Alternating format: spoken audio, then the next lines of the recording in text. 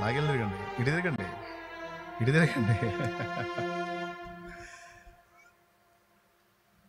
మారు మనసు అక్కరలేని 99 నీతిమంతుల విషయమే కలుగు సంతోషం కంటే మారు మనసు పొందు ఒక్క పాపి విషయమే పరలోకంలో ఎక్కువ సంతోషం కలుగును అని యేసయ్య చెప్పాడు. ఈరోజు ఇంతమంది రక్షణ తీర్మానం చేశారు, మీరేమో లైట్ కట్టని వదిలిపెట్టారు. చాపట్లు కొట్టండి, కొట్టండి, కొడు. హల్లెలూయా.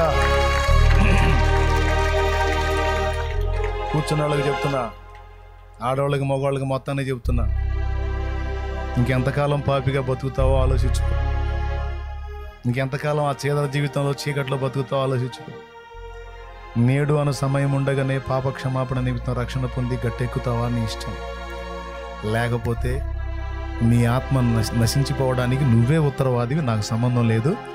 ఇది చెప్పకపోతే నా తప్పు, చెప్పినా నిర్లక్ష్యం చేస్తే నీ తప్పు, నాకు సంబంధం లేదు.